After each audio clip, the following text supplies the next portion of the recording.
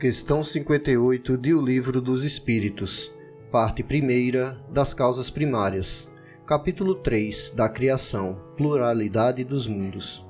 Kardec pergunta aos espíritos: os mundos mais afastados do Sol estão privados de luz e calor por motivo desse astro se lhes mostrar apenas com a aparência de uma estrela? Os espíritos respondem: pensais então que não há outras fontes de luz e calor além do Sol, e em nenhuma conta tendes a eletricidade que, em certos mundos, desempenha um papel que desconheceis e bem mais importante do que o que lhe cabe desempenhar na Terra? Demais, não dissemos que todos os seres são feitos de igual matéria, que vos outros e com órgãos de conformação idêntica à dos vossos?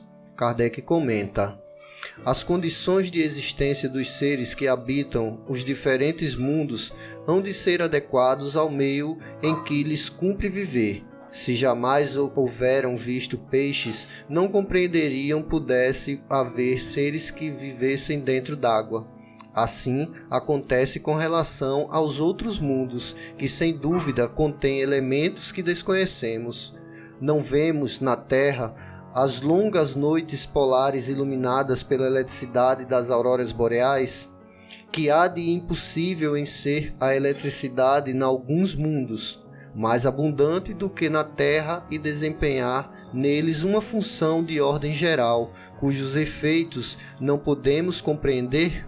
Bem pode suceder, portanto, que esses mundos tragam em si mesmos as fontes de calor e de luz necessárias a seus habitantes. Na obra Filosofia Espírita, Psicografia de João Nunes Maia, o espírito Miramês comenta com o título A Vida e a Luz. O Sol não é a única fonte de luz do universo. Até as crianças desse século conhecem esta realidade. As primeiras lições de astronomia nos ensinam essa verdade, mostrando-nos a classificação das estrelas. Os sóis são inumeráveis na extensão infinita da criação.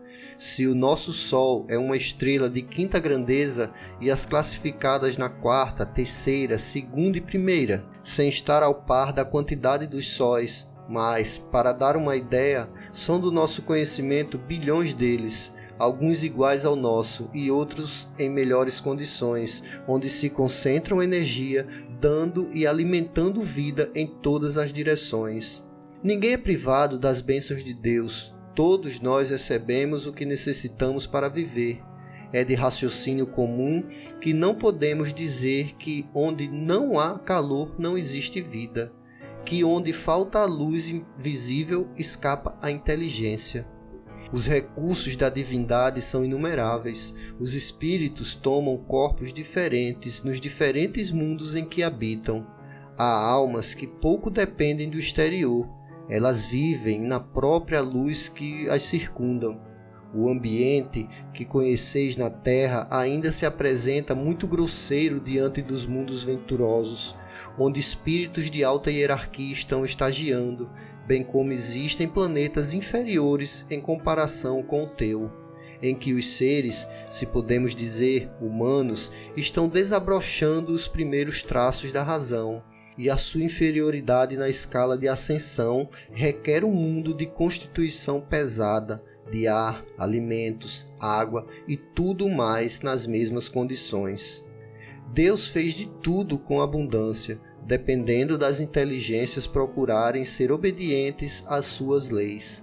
Cada globo se apresenta na escala dos planetas com diferenças inumeráveis, no tempo e no espaço, por motivos diferentes, e essas diferenças é que tornam o universo em harmonia e beleza indescritíveis. É o cinetismo divino que faz gerar e despertar os valores da vida.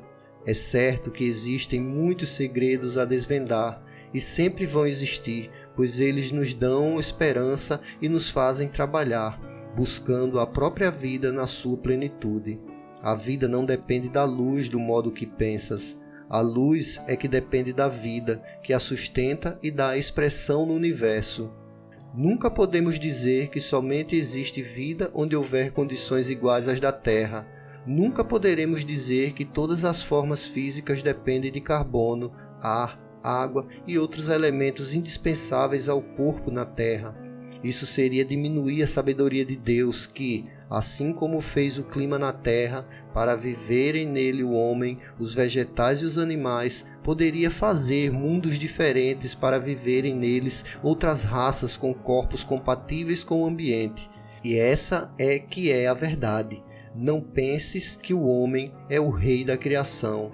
Todos são irmãos na irmandade divina do tempo, porque tudo que existe saiu das mãos generosas do Criador. O teu sol, em comparação com a grandeza de outros que brilham no infinito, não existe.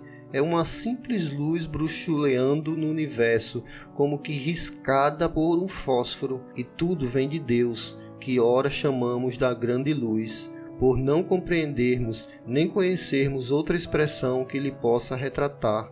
A grandeza, a vida e a sabedoria são muito engenhosas e cabe a nós buscar seus valores permanentes. Podemos dizer a todos que nos seguem pela leitura que as próprias trevas são luz que dormem, porque o Senhor vibra em tudo e é tudo que vive.